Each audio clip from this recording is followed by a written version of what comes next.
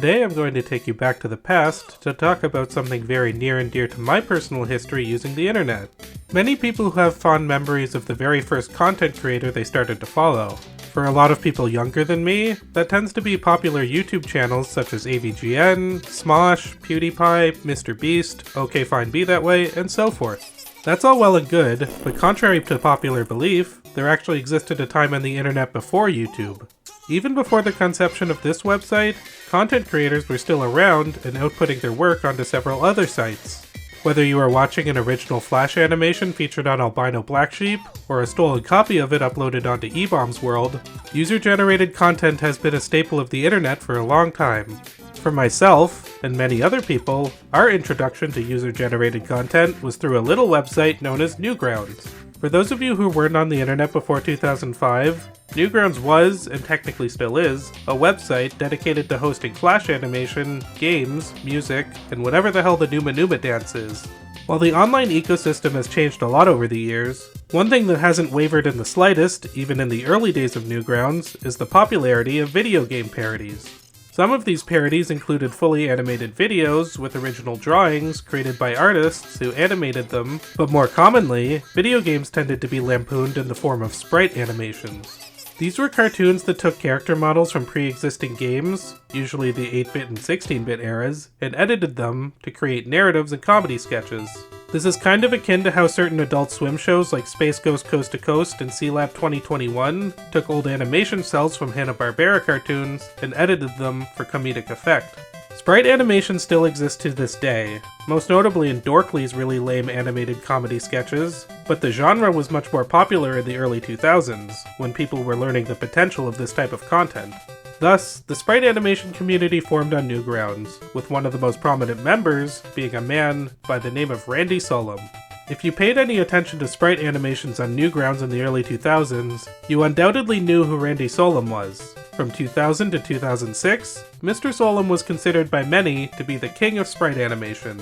This included Newgrounds founder Tom Fulp, who put every single one of Randy's videos on the front page as they were released. Eventually, the success of Randy Solem's videos led to him creating his own website called Video Games Director's Cuts, or VGDC for short. This website not only featured a lot of Randy Solem's content, but provided updates on future projects and created a forum for newbie sprite animators to converse with each other. While I never delved into the realm of Flash animation myself, Randy Solem was still an important figure for being my first introduction to Newgrounds, as well as the first content creator I ever followed on the internet, period. With that in mind, why was Video Game Director's Cut so popular and influential for sprite animators at the time? In order to determine that, let's take a look at Randy Solem's content in my own personal VGDC retrospective. Randy Solem's first two Flash animations were uploaded onto Newgrounds on July 13th, 2000. They were called Mario Gets Lucky and Mario Has an Accident, which were parodies of Super Mario Bros. 1 and Super Mario Bros. 2, respectively. These videos are extremely short and basic. Mario Gets Lucky sees Mario humping Princess Peach after rescuing her, before cutting to months later when Peach gives birth to triplets, followed by Mario fainting.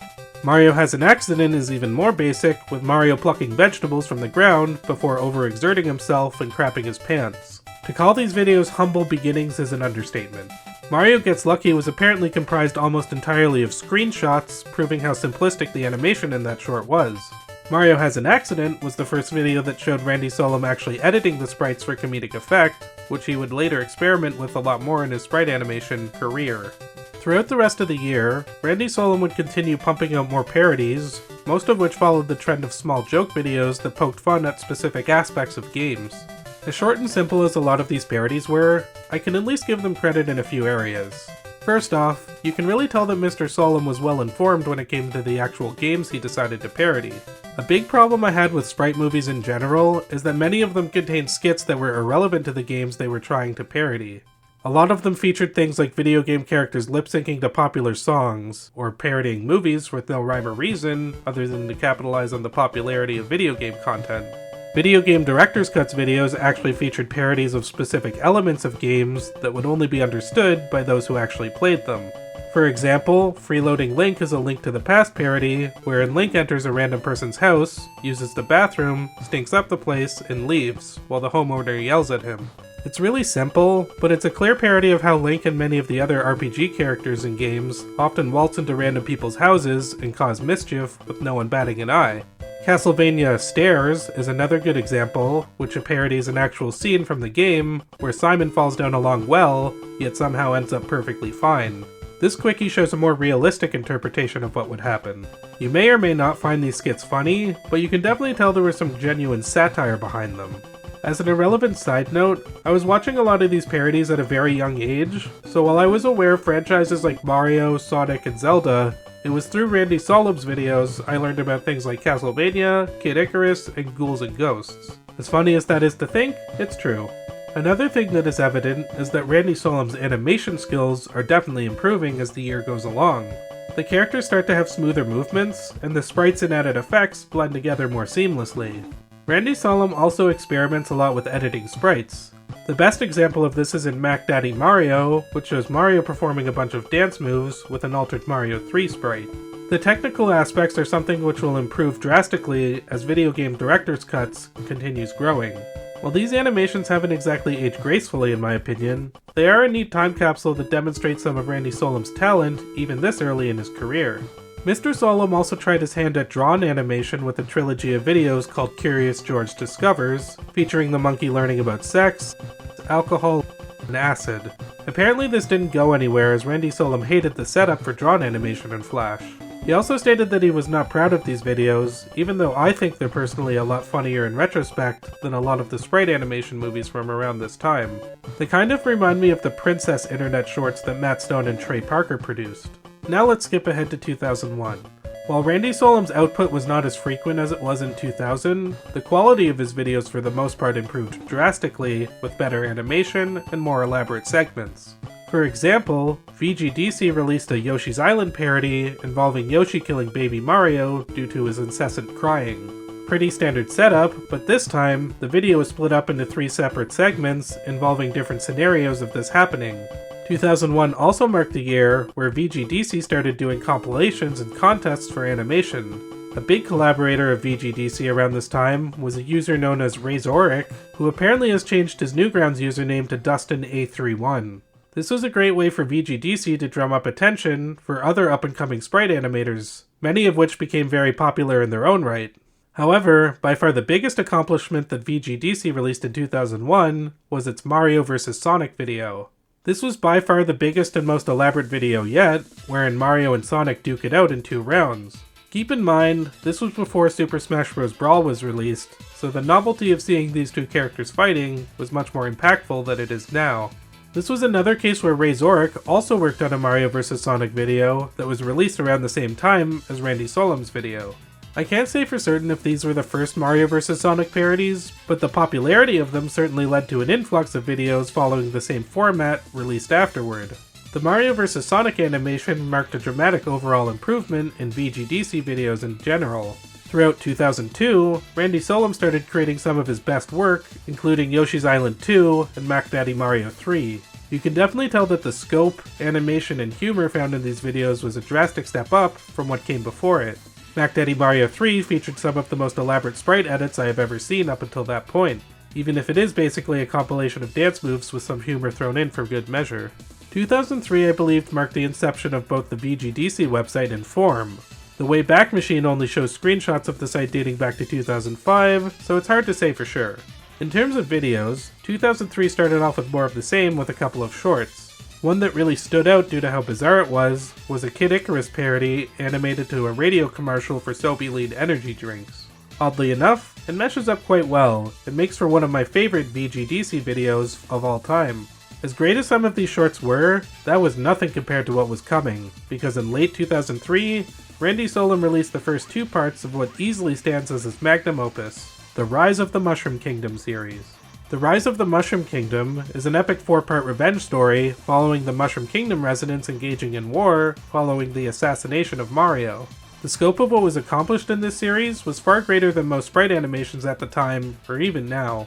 The series was slowly released over the course of 3 years from 2003 to 2005, a much longer production period than any VGDC videos before or since. This series was inspired by another Newgrounds series, simply titled Mario Brothers, created by Alexander J. Leon, which was another dark revenge story done with 8-bit Super Mario Bros. Graphics. Rise of the Mushroom Kingdom updates the graphics to 16 bits and uses a mix of sprites from Super Mario All-Stars, Super Mario World, and Yoshi's Island. On top of that, there is more sprite editing here than ever before, featuring both drastic alterations to existing models and brand new sprites constructed from the ground up.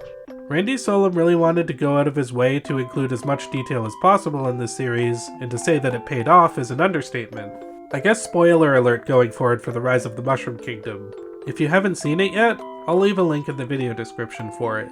Like I stated, what really makes these videos shine is the amount of detail in the animation on both a large and small scale. Most of the backgrounds are completely custom made from the ground up, and they look absolutely amazing. Most of the character sprites have a lot of edits as well, which makes for some really elaborate action sequences.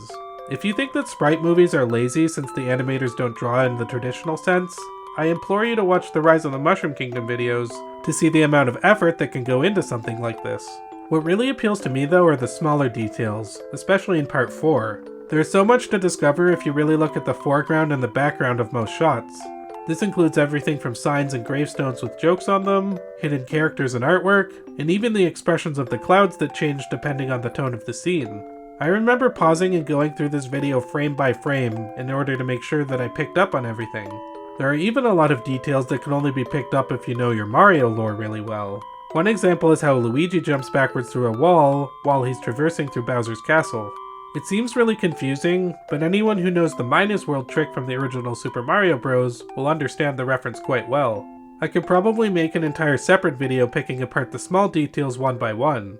It might end up being longer than this video itself, so I won't spend too much time on it here. Even though the Rise of the Mushroom Kingdom does take itself more seriously than VGDC's usual content, it's not completely devoid of Randy Solem's signature humor. Probably the funniest aspect is how the back of Wart's cape shows his big zitty butt, which frequently farts. This is a play on how we never actually see the backside of Wart in any of the games. It's actually kind of clever, in a really dumb way. I won't say this series is perfect, as there are some plot holes that do somewhat sink the story here if you really think about them. For example, Luigi finds out that Wart was the one who killed Mario, which turns out to be a premonition. That much kind of makes sense since Wart invades the dreams of others. What doesn't make sense is that when Luigi dies saving Mario, Mario flees into the sky and reaches Wart's castle in Subcon, which should only be accessible via his subconscious.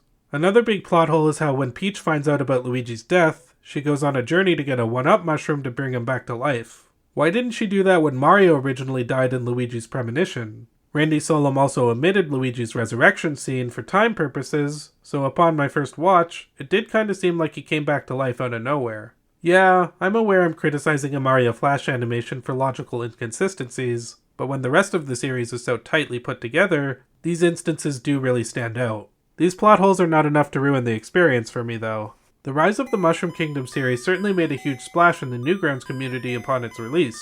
Even though there were a few grand scale and dramatic sprite movies before this, the success of the series really raised the bar and set a new standard for subsequent sprite movies to follow. It was so popular, in fact, that it landed Randy Solem an interview on G4's Attack of the Show. Name me one other sprite animator who actually got their face on television for their work. After Rise of the Mushroom Kingdom, Randy Solem went back to making quickies, many of which were follow-ups to his previous VGDC films. This included Ghouls and Ghosts 2, Super Duper Mario 2, and even another soapy radio commercial parody, this time with Zelda characters. He also hosted another contest for animators to parody Yoshi's Island upon the release of his third and final Yoshi's Island film. VGDC's final video was called Arnies Adventures, and it was released on August 27th, 2006. It follows the misadventures of a, mentally handicapped toad child named Arnie, who first appeared as a cameo on a flyer in Rise of the Mushroom Kingdom 4. Based on that description, it may sound like the character and video have aged poorly, but I actually don't think that there's anything offensive about it. Arnie is a pretty endearing character, and the audio clips used from What's Eating Gilbert Grape are pretty damn funny. Despite the modest success of Arnie's Adventures, VGDC's output abruptly ceased after this video was released. Other commitments in Randy Solem's life, such as his job and family, ended up taking priority, thus marking an early retirement for his Flash animation quote-unquote career. As such, Randy Solem more or less left the online ecosystem, barring the occasional update every once in a while. You know, I really wish I could end the video here with Randy Solem riding off into the sunset, but unfortunately, reality does not allow me to do that. Let's get into it. Despite his absence from the internet, Randy Solem did announce 2 projects he had in the pipeline. One was Mario Gets Lucky Again, a remake of his very first sprite animation video called Mario Gets Lucky. The second was supposedly another Rise of the Mushroom Kingdom style epic featuring Zelda characters called The Legend of Zelda: A Link to Chaos. Despite many delays, Randy Solem reassured his fans that both projects were well underway. Not much is known about what was occurring in Randy Solem's personal life around this time, although we do know he became a father in late 2010 with the birth of his daughter. This was the start of a new chapter in Randy's life that unfortunately turned out to be a very brief one. On March 23, 2012, it was announced via a Newgrounds post that Randy Solem had passed away at the age of 35. According to comments left by his family, the cause of death was heart failure stemming from blood pressure issues. This left his final 2 projects unfinished, and more importantly, his daughter fatherless. This news was met with a huge output of support from Newgrounds animators, who rejoiced in Randy Solem's accomplishments throughout the years. Video Game Director's Cut's website remained active for several years, but now has seemingly gone offline. Randy Solem's legacy has been preserved both on Newgrounds and on YouTube, including remasters of Mario vs. Sonic and the Rise of the Mushroom Kingdom series. These remasters state that the VGDC community existed from 2003 to 2019. Those dates likely mark the beginning and the end of the website and forum. I haven't heard anybody talk about Randy Solem or VGDC in many years. The sprite animation community of Newgrounds was kind of a niche within a niche, so it's no surprise to me that a lot of the animators from around then aren't as commonly remembered, even among internet animation veterans. Be that as it may, whenever we talk about people in the Flash animation community who are no longer with us, I hope that there's room in that discussion for the very first content creator I ever watched. Maybe this video can further help preserve the legacy of video game director's cuts, and time capsule an often overlooked piece of internet history. Randy Solem may be gone, but for me, he will never be forgotten.